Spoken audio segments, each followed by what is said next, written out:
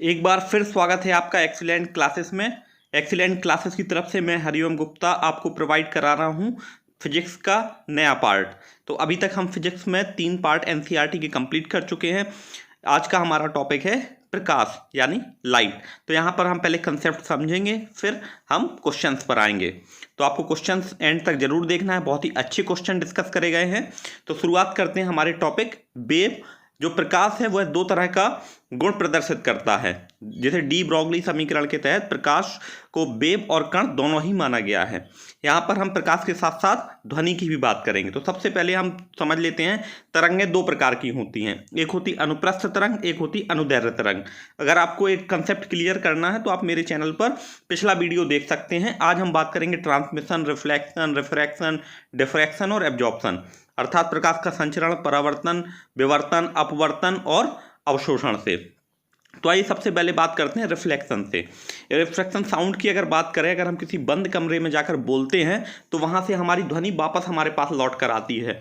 यह आपने कई बार अनुभव किया होगा। तो यह ध्वनि के परावर्तन से होता है। एक्चुअली जो हमारी ओरिजिनल साउंड है और जो वापस आती है उसे बोलते हैं इको या प्रतिध्वनि। तो इको बेसिकली हमारी साउंड का ही रिफ्लेक्शन होता है, जो कि किसी एक सरफेस से लौटकर आती है। यदि कोई बहुत ही स्मूथ सरफेस है तो प्रकाश की किरण को भी परावर्तित कर देती है।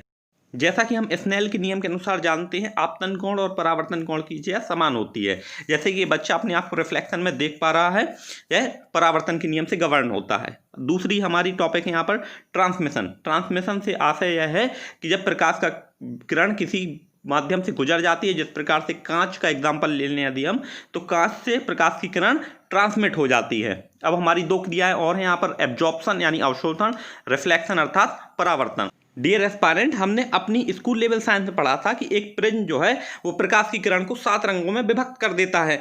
विबगियोर नामक प्रिंसिपल आपने पढ़ा होगा। अभी हम उस पर क्वेश्चन भी सॉल्व करेंगे। तो सबसे पहले हम समझ लेते हैं हमें कलर्स का आभास कैसे होता है। हमें किसी वस्तु, जो रंग बिरंगी वस्तुएं हैं वो दिखती कैसे हैं, उनका रंग कैसे प्रकाश के माध्यम से कंट्रोल होता है। तो जैसे हम बात करें सफ़ेद सरफेस की, तो ये सभी रंग हैं वो रिफ्लेक्ट हो जाते हैं, 7 के 7 रंग, और हमें सफ़ेद रंग का अनुभव होता है। अब सिंपल सी बात समझें, अगर कोई काली बॉडी है तो वह सभी रंगों को अवशोषित कर लेगी, हमें कोई भी कलर का एहसास नहीं होगा, तो वहाँ पर ब्लैक सरफेस है। अब अगर हम बात करें कि हमें रेड कलर, ब्लू कलर ये दिखते कैसे हैं, तो आइए सिंपल से हम एक कीड़े के एग्जाम्पल से समझते हैं जिसका रंग लाल है। तो जिस पर सभी प्रकाश की किरणें पड़ती हैं, लेकिन वह सभी रंगों को अवशोषित कर लेता है, मात्र लाल रंग को ही परावर्तित करता है। इसी प्रकार से हरे रंग की पत्ती सभी रंगों को अवशोषित कर लेती, केवल हरे रंग को ही परावर्तित करती है। तो this is the concept of colour. किसी वस्तु का कलर हमें उसके द्वारा रिफ्लेक्ट किए गए प्रकाश की किरण के माध्यम से ही पता चलता है। तो अब हम अगले कंसेप्ट में समझते हैं कि हमारे घर में जब कभी भी हम टीवी साउंड से बहुत अच्छे साउंड एब्जॉर्बर लगा लेते हैं तो हमें बहुत ही क्लियर कट आवाज़ सुनाई देती है। बेसिकली यह क्रिया नॉइज के एब्जॉर्प्शन के कारण संभव हो पाती है। अगला कंसेप्ट है हमारा रिफ्रैक्शन यानी प्रकाश का अपवर्तन। तो हमें यह कंसेप्ट क्लियर कर लेना है कि जब प्रकाश विरल माध्यम से सघन माध्यम में आता है तो वह अपने अभिलंब की ओर मुड़ जाता है। इसी के विपरीत जब प्रकाश सघन माध्यम से विरल माध्यम की ओर मुड़ता है तो उसकी अवलंब से कोण बढ़ जाता है। This is the concept of refraction यानी प्रकाश का अपवर्तन। आइए हम एक बहुत ही बेसिक से एग्जाम्पल से समझते हैं। मान लीजिए पानी के अंदर एक मछली तैर रही है, तो हमें मछली का आभासी चित्र मछली की गहराई से कुछ ऊपर बना हुआ लगेगा, जिसे अपैरेंट डेप्थ कहते हैं। एक्चुअल डेप्थ से कुछ ऊपर होगा। एक और एग्जांपल लेते हैं। एक पानी का गिलास है जिसमें एक डंडी डुबो देते हैं, तो डंडी हमें मुड़ी हुई प्रतीत होती है। बेसिकली यह प्रकाश के मुड़ने के कारण होता है। इसे हम प्रकाश का अपवर्तन कहते हैं। तो बहुत ही सिंपल से एग्जाम्पल थे, हमने यहाँ पर समझा कि प्रकाश का अपवर्तन होता क्या है। अब आइए डिफ्रैक्शन को समझते हैं। जब प्रकाश व ध्वनि की तरंगें किसी अवरोध से टकराती हैं तो वह मार्ग में आए अवरोध की ज्यामिति के अनुसार मुड़ जाती हैं। इन्हीं मुड़ने की प्रक्रिया को ही प्रकाश का डिफ्रैक्शन अर्थात प्रकाश का विवर्तन कहते हैं। आइए हम एक स्प्लिट के माध्यम से समझते हैं। जब स्मॉल गैप से निकलती है तो विवर्तन कम होता है, लेकिन लार्ज गैप से जब निकलती है तो प्रकाश का विवर्तन का पैटर्न आप देख सकते हैं। इसी प्रकार से जब हम ध्वनि को किसी लाउड स्पीकर के माध्यम से निकालते हैं तो प्रकाश की तरंगों में विवर्तन नामक क्रिया हो जाती है। तो ऐसा बेसिकली विवर्तन। आइए अब स्कैटरिंग अर्थात प्रकाश के प्रसार को समझते हैं। प्रकाश फैलता किस प्रकार से? स्कैटरिंग का शाब्दिक अर्थ होता है फैलना, स्कैटर होना। तो हम आइए सबसे पहले समझते हैं पृथ्वी पर आने वाले प्रकाश के माध्यम से। पृथ्वी पर जैसे ही सूर्य का प्रकाश आता है तो वह धूल के कणों से टकराता है और विभिन्न एरिया में फैल जाता है, जिसी का कारण होता है कि कभी हमें रंग बादलों का किसी डिफरेंट कलर के बादल दिखाई देते हैं, बेसिकली डिफ्रैक्शन ऑफ लाइट। तो यहाँ पर हमने बेसिक कंसेप्ट समझा, ट्रांसमिशन, रिफ्लेक्शन, रिफ्रैक्शन, डिफ्रैक्शन और एब्जॉर्प्शन। तो हमने कितने सिंपल से एग्जाम्पल से इन सब चीज़ों को समझ पाया। आते हैं प्रश्नों पर। डियर एस्पायरेंट, हमें यहाँ पर कोई भी प्रश्न रटना नहीं है, हम बहुत ही अच्छे तरीके से प्रश्नों को समझेंगे। निम्नलिखित में से किसकी उच्चतम ऊर्जा होती है? तो यहाँ पर राइट आंसर है नीला प्रकाश। आइए हम समझते हैं आंसर क्यों है। E = h न्यू होता है प्लांक के सिद्धांत से। न्यू को हम लिख सकते हैं c/λ, जहाँ पर c क्या है? प्रकाश का वेग, लैम्डा है तरंग दैर्घ्य। तो आप यहाँ पर यह समझ सकते हैं E और लैम्डा में इनवर्स रिलेशन, अर्थात जिस प्रकाश की किरण की लैम्डा जितना कम होगा, तरंग दैर्घ्य जितना कम होगा, उसकी एनर्जी उतनी ही अधिक होगी। आइए हम इसको ग्लास के प्रिज्म से समझते हैं। जैसे ही एक सफ़ेद प्रकाश की किरण ग्लास प्रिज्म पर पड़ती है तो यह तरंग दैर्घ्य के डिफरेंस के अनुसार विभिन्न कर्नल में डिवाइड हो जाती है, तो बी का सबसे मैक्सिमम होता है। आते हैं क्वेश्चन नंबर 2 पर। इंद्रधनुष हमें दिखाई क्यों देता है? तो यह क्वेश्चन यूपीपीसीएस में पूछा गया। यह होता है प्रकाश के वर्ण विक्षेपण के कारण, डिस्पर्सन ऑफ लाइट के कारण। जब सफ़ेद प्रकाश का किरण किसी पारदर्शी माध्यम से गुजरती है तो वह 7 अलग अलग रंगों में बंट जाती है। इसी प्रक्रिया को प्रकाश का वर्ण विक्षेपण कहते हैं। यह सूर्य के प्रकाश के वर्ण विक्षेपण के कारण ही हमें इंद्रधनुष दिखाई देता है। यह ग्लास के प्रिज्म में हमने एग्जाम्पल से समझा। अब यहाँ पर इसका क्रम भी पूछा जा सकता है, तो इसके लिए एक शॉर्ट ट्रिक याद रखिएगा, VIBGYOR. B for violet, I for indigo, B for blue, G for green, O for orange, Y for yellow और R फॉर रेड। आते हैं क्वेश्चन नंबर 3 पर। इंद्रधनुष के रंग का सही क्रम क्या है? तो इंद्रधनुष किसके कारण होता है? प्रकाश के वर्ण विक्षेपण के कारण।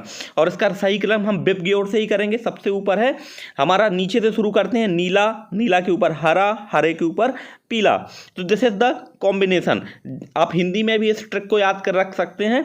हिंदी में यह ट्रिक है बैजना हाफ पी नाला, बैगनी, जामनी, नीला, हरा, पीला, नारंगी और लाल।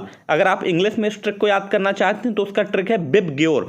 B for violet, I for indigo, B for blue, green, yellow, orange, red. आते हैं क्वेश्चन नंबर 4 पर। सूर्य के प्रकाश में रंगों की संख्या कितनी होती है? तो यह हमने प्रकाश के वर्ण विक्षेपण से भी समझा, इंद्रधनुष के एग्जाम्पल से भी समझा। इंद्रधनुष में 7 रंग होते हैं। यह यूपीपीसीएस 2015 का क्वेश्चन है, बहुत ही सिंपल सा है, लेकिन यहाँ पर हमें प्रकाश का वर्ण विक्षेपण इसका रीजन है। यहाँ पर अगर क्रम पूछा जाए तो यह बता सकते हैं। और यहाँ पर जानने वाली बात यह है कि सूर्य के प्रकाश में एक जो सफ़ेद रंग का हमें किरण दिखाई देती है उसमें बेसिकली 7 कलर्स होते हैं।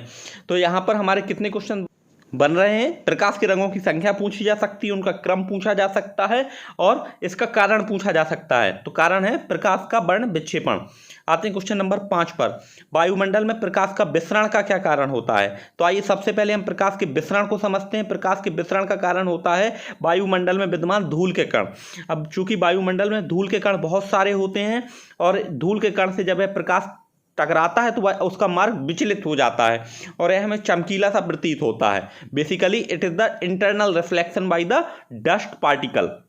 सो राइट आंसर है हमारा option number B. IAS pre GS 2013 का क्वेश्चन है, प्रकाश के विसरण को यहाँ पर पूछा गया है। तो यहाँ पर हमें यह याद रखना कि यह डस्ट पार्टिकल के रिफ्लेक्शन के कारण होता है और यह कण हमें चमकते हुए प्रतीत होते हैं। आते हैं हमारे क्वेश्चन नंबर 6 पर। प्रकाश तरंगों के वायु में कांच पर जाने पर कौन सा वेरिएबल प्रभावित होता है और वह कौन सा है? तो डियर एस्पायरेंट, हमने सबसे पहले ये समझा था कि प्रकाश का किरण जैसे ही सघन माध्यम से विरल माध्यम से सघन माध्यम की ओर जाता है तो उसके तरंग दैर्घ्य और वेग परिवर्तित हो जाते हैं। आइए हम और समझते हैं कि जब कोई प्रकाश की किरण सघन माध्यम से विरल माध्यम से सघन माध्यम की ओर आती है तो क्या प्रभाव पड़ते हैं। तो डियर एस्पायरेंट, जब कभी भी प्रकाश की किरण विरल माध्यम से सघन माध्यम की ओर आती है तो वह अवलंब की ओर झुक जाती है। इसके विपरीत जब कभी भी प्रकाश किरण सघन माध्यम से विरल माध्यम की तरफ जाती है तो वह अपने अभिलंब से दूर चली जाती है, अर्थात वह कोण अधिक बनाती है। आते हैं क्वेश्चन नंबर 7 पर। जब किसी दर्पण को x डिग्री से घुमा दिया जाए तो उसके परावर्तित किरण का घूर्णन कितना हो जाएगा? देखिए, इस फिगर के माध्यम से मैं आपको समझाना चाहता हूं कि जैसे ही हमने किसी मिरर को थीटा डिग्री घुमाएंगे तो चूंकि आपतन कोण और परावर्तन कोण का जो कॉम्बिनेशन आएगा वो 2θ डिग्री रोटेट करा देगा। हम यहाँ पर स्नेल के नियम से भी जानते हैं कि यहाँ पर प्रकाश के परावर्तन के दो नियम हैं, आपतन कोण और परावर्तन कोण एक ही तल पर स्थित होते हैं। और फैक्ट नंबर 2, आपतन कोण की ज्या परावर्तन कोण की ज्या के बराबर होता है। The sine theta of incident angle and reflective angle are same. तो यहाँ पर option number D is right है। अब आने वाले प्रश्न हमारे तरंग की प्रकृति से हैं। तो सबसे पहले हम तरंगों के प्रकार समझ लेते हैं। ट्रांसवर्स यानी अनुप्रस्थ और लॉन्गिट्यूडनल मतलब अनुदैर्घ्य। जब कोई प्रकाश की तरंग अपने साम्य क्षेत्र से ऊपर नीचे वाइब्रेट करती है तो उसे कहते हैं अनुप्रस्थ, और उसी के अनुदिश करती है तो कह लेते हैं लॉन्गिट्यूडनल। जैसे कि आप फिगर में देख पा रहे होंगे, पार्टिकल अनुदिश ही वाइब्रेट करते हैं तरंग के जाने की दिशा में। स्प्रिंग से इस एग्जाम्पल को समझते हैं। अगर हम किसी स्प्रिंग को खींचते हैं और छोड़ देते हैं तो उसकी जो फ्लैक्स हैं वो किस तरह से वाइब्रेट करेंगे, तरंग की दिशा में। तो आप इस डायग्राम से समझ सकते हैं। अगर हमने कॉम्प्रेस किया तो कंप्रेशन मूव करेगा और उसका रेरिफिकेशन हो जाएगा, अर्थात उसके बबल्स दूर दूर चले जाएंगे। सेम यहाँ पर लाउड स्पीकर में है। अगर हम लाउड स्पीकर को एक या ड्रम को जब जोर से बजाते हैं तो ध्वनि की तरंगें उससे उत्पन्न होती हैं। बेसिकली हम वाइब्रेशन को साउंड एनर्जी में यहाँ पर कन्वर्ट कर रहे हैं। साउंड है क्या? Sound is the vibration of particles. इसमें माध्यम के जो कण होते हैं वह वाइब्रेट करते हैं। तो सोर्स क्या है हमारा? वाइब्रेशन है। और ट्रैवल कहाँ करती है? मीडियम में। अब बात करते हैं ट्रांसवर्स वेव की। ट्रांसवर्स वेव मतलब अनुप्रस्थ तरंग। ये आप एक स्प्रिंग को समझ सकते हैं। जब हम दोनों हाथ में स्प्रिंग पकड़ के ऊपर नीचे करते हैं तो तरंग दैर्घ्य बनती है। तो यह तरंग नुमा आकृति को कहते हैं ट्रांसवर्स वेव। और हम इसको एग्जाम्पल से समझ सकते हैं। आइए इसको संबंधित क्वेश्चंस को सॉल्व करते हैं। तो आते हैं क्वेश्चन नंबर 8 पर। पानी में हवा का बुलबुला वैसे ही काम करेगा जैसे। तो चूंकि डियर एस्पायरेंट, पानी में हवा का बुलबुला जो होता है वह एक लेंस की तरह काम करता है। जैसे ही उसे द्रव में डुबाया जाता है तो उसका अपवर्तनांक लेंस के अपवर्तनांक से अधिक होता है। ऐसी स्थिति में फोकस दूरी बढ़ जाती है। याद रहे, यहाँ पर फोकस दूरी बढ़ती है जिससे वह अवतल लेंस की तरह काम करता है।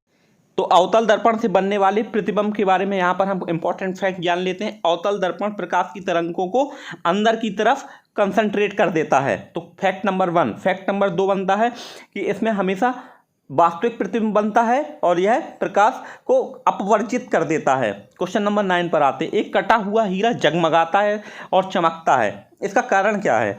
यह यूपीपीसीएस 2017 में पूछा गया था। तो डियर एस्पायरेंट, जैसे ही किसी भी हीरे को हम चमकदार बनाने के लिए उसे क्रिटिकल एंगल पर काटना पड़ता है, उसे कहते हैं क्रांतिक कोण। इसके पूर्ण आंतरिक परावर्तन, अर्थात जब कोई भी प्रकाश की किरण हीरे के अंदर प्रवेश कर जाती है तो उसका पूर्ण आंतरिक परावर्तन होता है। वह प्रकाश की किरण बाहर नहीं निकल पाती है, जिसके लिए हमें प्रकाश के ट्रैप होने के कारण वह हमें चमकता हुआ प्रतीत होता है। तो यहाँ पर देखिए, आप इस डायग्राम से समझ सकते हैं कि जब तक हीरे को हम क्रांतिक कोण पर छीलते नहीं हैं उसमें चमक नहीं आती है। तो रीजन है पूर्ण आंतरिक परावर्तन। आते हैं क्वेश्चन नंबर 10 पर।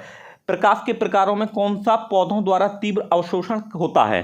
तो डियर एस्पायरेंट, आप यहाँ समझिए कि प्रकाश को हम तरंग दैर्घ्य के आधार पर उसकी इंटेंसिटी में कन्वर्ट कर सकते हैं। तो यहाँ पर नीला और लाल। नीला क्या है? आप यहाँ देखिए कि हमारा जो ब्लू है वो ऊपर की तरफ लाई कर रहा है और रेड नीचे की तरफ कर रहा है। तो जो प्रकाश में पौधों द्वारा तीव्र अवशोषण होता है, नीला और लाल। यहाँ पर एक चीज़ और आपको याद रखनी है, जो फोटोसिंथेसिस क्रिया होती है अर्थात प्रकाश संश्लेषण की जो क्रिया होती है वह बेसिकली सूर्य के प्रकाश में होती है और पौधे अपना भोजन प्रकाश संश्लेषण क्रिया के द्वारा ही बनाते हैं और यह भोजन पत्तियों में बनता है। आते हैं क्वेश्चन नंबर 11 पर। प्रकाश वोल्टीय सेल क्या होते हैं? What is the photovoltaic cell? तो यह यूपीपीसीएस प्री जीएस 2016 का क्वेश्चन है। फोटोवोल्टाइक सेल सौर सेल कहलाते हैं। आइए एक काम कैसे करते हैं यह समझते हैं। तो जब कभी भी प्रकाश, यह बेसिकली एक सेमी कंडक्टर होता है और जब प्रकाश की किरण इस पर पड़ती है तो वह कंडक्ट कर जाता है। इसमें बेसिकली एक पीएन जंक्शन होता है। पी टाइप और एन टाइप सेमी कंडक्टर दोनों आपस में मिले होते हैं और पीएन अभिनीति अग्र अभिनीति बनाते हैं।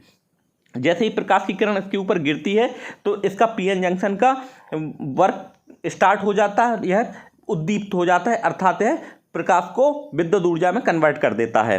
आते हैं क्वेश्चन नंबर 12 पर। यह यूपीपीसीएस जीएस 2016 का क्वेश्चन है। मानव की स्वस्थ आंख के लिए स्पष्ट दूरी के लिए न्यूनतम दूरी कितनी होनी चाहिए?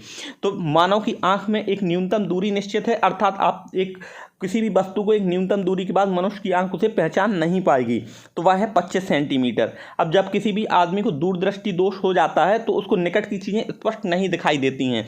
इसका कारण यह होता है कि उसका जो न्यूनतम दूरी का जो बिंदु है वह खिसक जाता है। तो यह 25 सेंटीमीटर है, ऑप्शन नंबर 1। और व्यक्ति को अगर दूर की चीज़ें नहीं दिखाई दे रही हैं तो उसको है निकट दृष्टि दोष, अगर निकट की चीज़ें नहीं दिखाई दे रही हैं तो उसको दूर दृष्टि दोष। अपोजिट होता है यहाँ पर। क्वेश्चन नंबर 13 पर आते हैं। यूपीपीसीएस जीएस 1995 का क्वेश्चन है, कार में दृश्यावलोकन के लिए किस प्रकार के शीशे का प्रयोग किया जाता है। तो डियर एस्पायरेंट, जब हम कभी भी कार ड्राइव करते हैं तो हमें पीछे से आने वाली गाड़ियों की जानकारी के लिए उत्तल दर्पण लगाना पड़ता है। उत्तल दर्पण बेसिकली क्या करता है, प्रकाश को कन्वर्ज कर देता है, अर्थात प्रकाश को इस तरह कन्वर्ज करता है कि पीछे आने वाली दूर से दूर सुदूर चीज़ें हमें दिखने लगती हैं। चूँकि अवतल दर्पण प्रकाश के प्रतिबिंब को छोटा कर देता है, इसलिए हम अधिक दूरी की चीज़ें देख पाते हैं, इसीलिए यहाँ पर उत्तल दर्पण यूज़ किया जाता है। इसके दो रीजन हैं, प्रकाश को कन्वर्ज करता है, ऑप्शन नंबर 2, दूर की चीज़ें हमें इजीली दिख पाती हैं, इसलिए हम उत्तल दर्पण यूज़ करते हैं। आते हैं क्वेश्चन नंबर 14 पर। प्रकाश में वस्तुएं दिखाई पड़ती हैं क्यों। तो डियर एस्पायरेंट, हमारे आंख में कोई भी चीज़ जब दिखाई पड़ती है जब उससे प्रकाश परावर्तित होकर हमारी आंख तक आता है। तो डियर एस्पायरेंट, प्रकाश से कभी भी वस्तु तभी दिखाई देंगी, और उसका कलर का भी हमने कंसेप्ट समझा था कि प्रकाश जिस सभी प्रकार की किरणों को अवशोषित कर लेता है, केवल उसी रंग को रिफ्लेक्ट करता है जिस कलर का वह है। तो उसी कलर के कारण हमें उसी किरण को दिखाई देती है। सपोज दैट अगर हमने नीले रंग की कोई वस्तु रखी है तो प्रकाश की पड़ने वाली सभी किरणें अवशोषित हो जाएंगी, मात्र नीले रंग की किरण ही उससे परावर्तित होकर हमारी आंख तक आएगी, इसके कारण हमें वह नीला रंग प्रतीत होगा। अब यहाँ पर क्वेश्चन अराइव होता है कि काले रंग में कोई भी प्रकाश की किरण परावर्तित नहीं होती है। आते हैं क्वेश्चन नंबर 15 पर। एक दंत चिकित्सक द्वारा रोगी की दांतों की जांच के लिए प्रयुक्त दर्पण कौन सा है। तो डियर एस्पायरेंट, कभी ना कभी आप एक डेंटिस्ट के पास जरूर गए होंगे और डेंटिस्ट ने आपके दांत के अंदर एक दर्पण लगाकर उसके दांत को चेक जरूर किया होगा। तो बेसिकली वहाँ पर अवतल दर्पण लगाया जाता है। अब इसका हम कारण समझ लेते हैं कि अवतल दर्पण बेसिकली यूज़ क्यों किया जाता है। तो अवतल दर्पण की टेंडेंसी होती है कि वह प्रकाश की किरण को अपने अंदर मोड़ने की कोशिश करता है और वह एक एक्चुअल प्रतिबिंब बनाने की कोशिश करता है, और वहाँ पर हमें चीज़ें ईजिली दिखाई पड़ती हैं। इसलिए दंत चिकित्सक के द्वारा रोगी के दांत चेक करने के लिए अवतल दर्पण का प्रयोग किया जाता है। यह था हमारा आज का साइंस का लाइट का पार्ट 1। हम आपको लाइट का एक पार्ट और प्रोवाइड कराएंगे। तो thank you for watching, have a awesome day. इसी तरह जुड़े रहिए, देखते रहिए, मस्त रहिए, खुश रहिए।